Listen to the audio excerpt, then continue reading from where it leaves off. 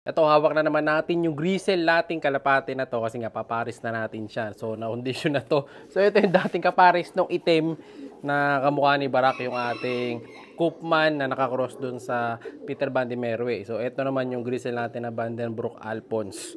Yan, to paparis naman natin to dun sa Kalawang. Ayan, favorite ko talaga itong ibon na to eh.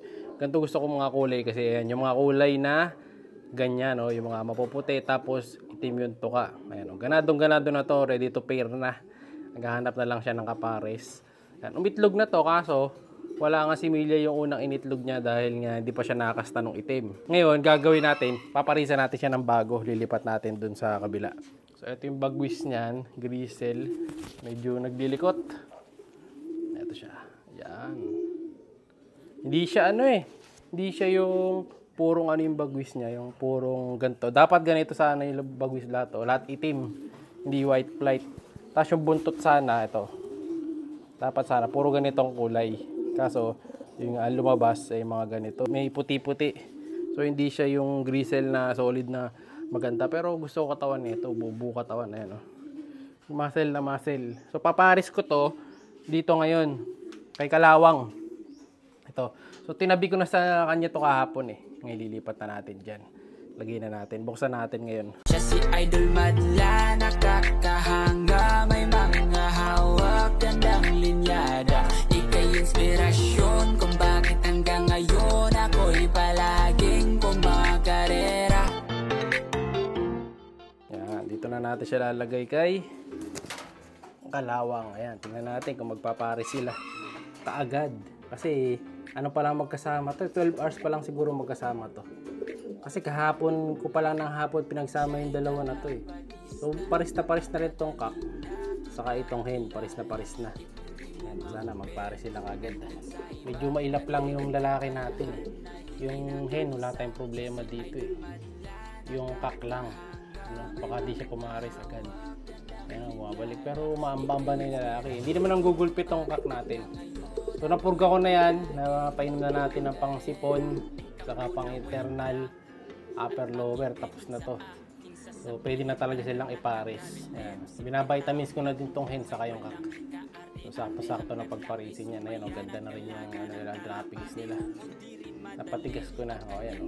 Diba? Kung mabait tong hen na to, papares ka agad to. O ayan o.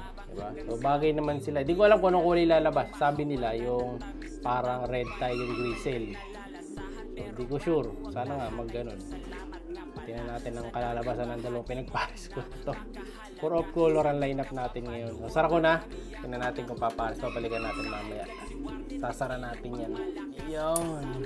So, ito. Kaya pala walang sapin tong pop tray. Ito, di ba? Yan. Wala siyang sapin. Kasi ang ginagawa ko, pag yung ganito, tulad nito, yan, may sapin siya. Pag ito, medyo madumi na yung ilalim. Ayan, pag ganyan, may mga bakas-bakas na ng pops. Ginagawa ko, pinapataihan ko muna ng makapal. Ayan.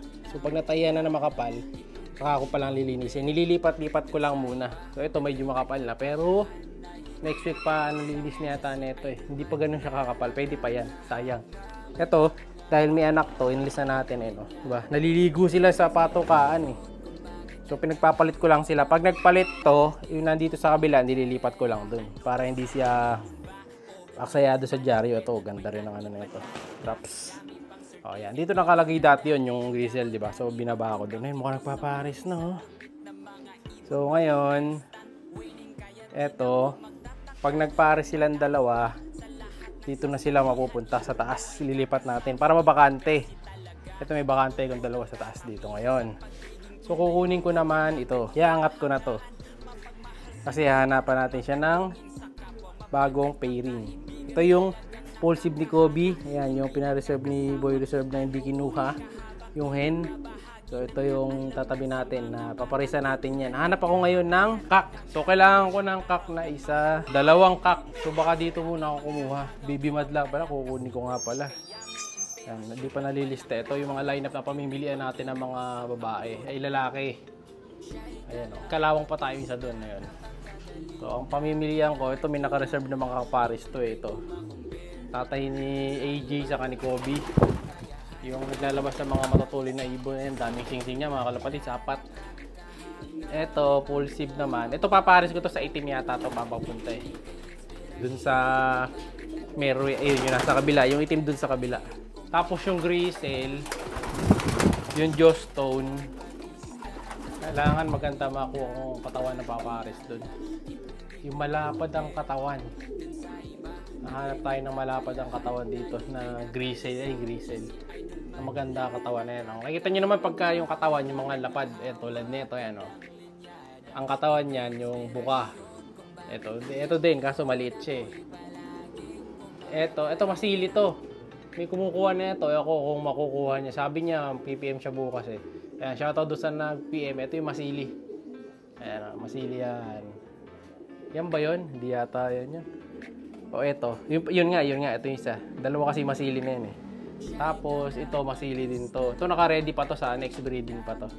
Ayan, nakapahinga to eh. Dahil kaka-breed lang nito ng mga May yata. Ayan, pinapahinga natin ng mahaba bago natin breed.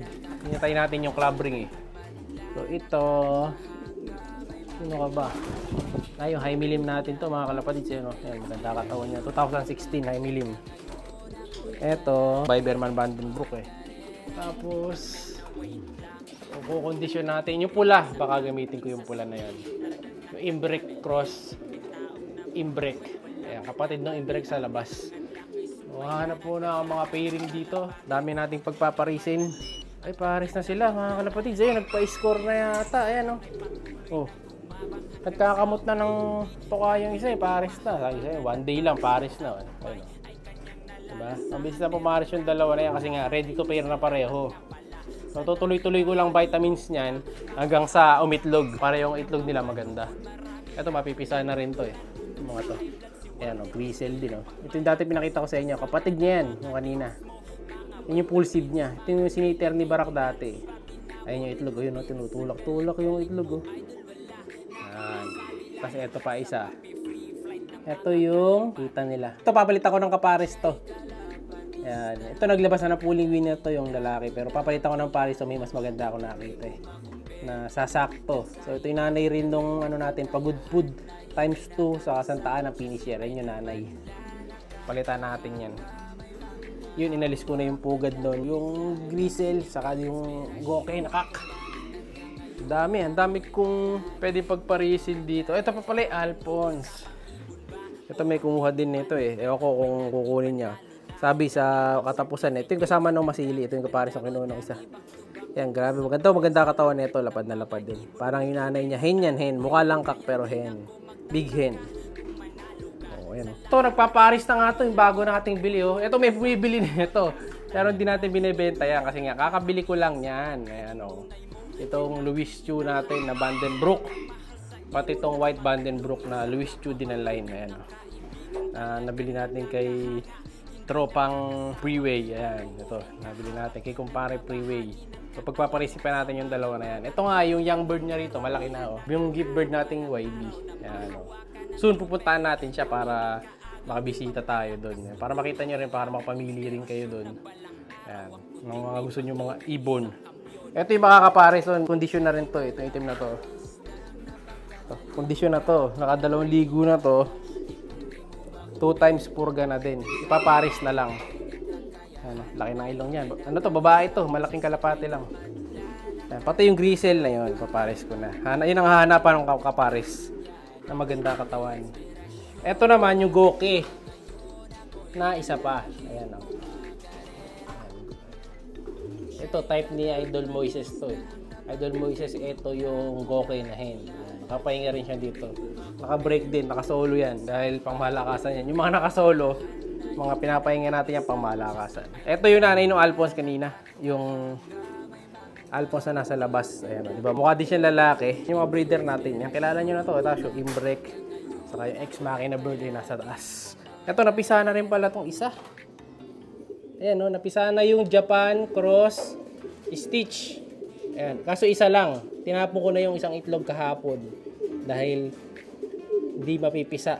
Na nagwokbu, nasira ang itlog. So, okay lang yan. Yung Japan Cross Stitch. Ayun, napisa 27. Analyst ko na isang itlog. So, sunod-sunod na rin to. Bahala na diskarte. Si Tensil, gagamitin din natin yung ating 3rd overall champion sa UFC. Ipaparisan natin tayo si Tensil Tatay. Hanapan ko lang ng hen na babagay sa kanya. Siya'y kalapatistang napakagaling na kinakilala.